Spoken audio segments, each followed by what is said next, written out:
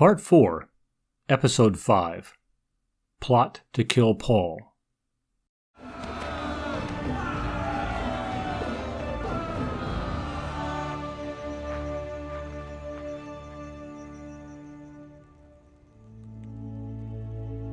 The following night the Lord stood near Paul and said, "Take courage.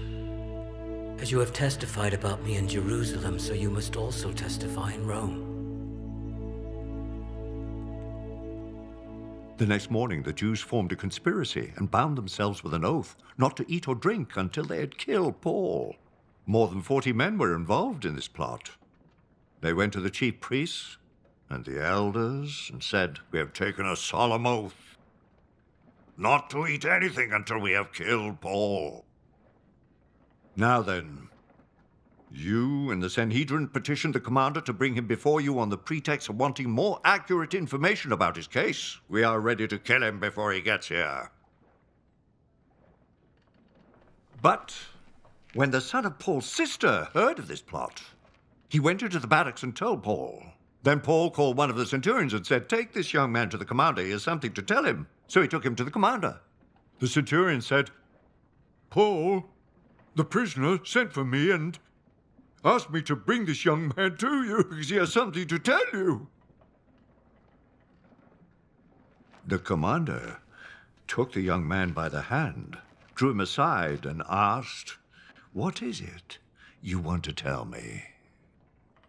He said, "The Jews have agreed to ask you to bring Paul before the Sanhedrin tomorrow, on the pretext of wanting more accurate information about him. Don't give in to them, because more than 40 of them are waiting in ambush for him. They have taken an oath not to eat or drink until they have killed him. They are ready now, waiting for your consent to their request."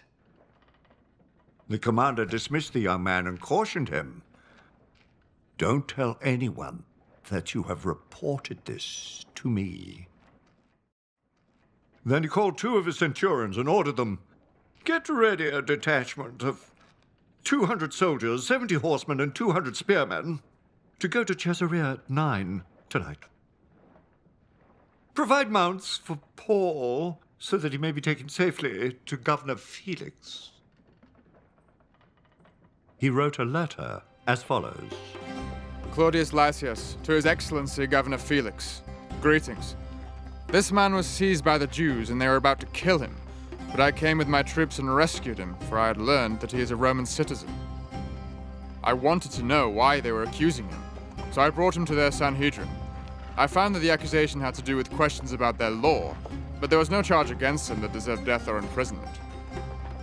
When I was informed of a plot to be carried out against the man, I sent him to you at once. I also ordered his accusers to present to you their case against him." So the soldiers, carrying out their orders, took Paul with them during the night and brought him as far as Antipatris. The next day, they let the cavalry go on with him while they returned to the barracks.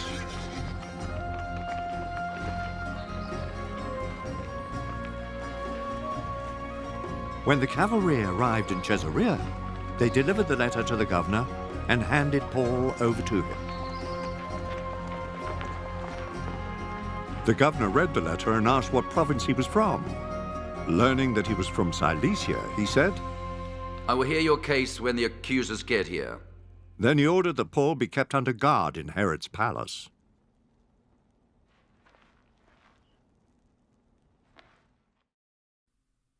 How did the Lord use others to protect Paul? How does this make me feel about the Lord's care for me? If I had been in Paul's situation, how would I have felt? Where have I been persecuted in the past? How did I respond?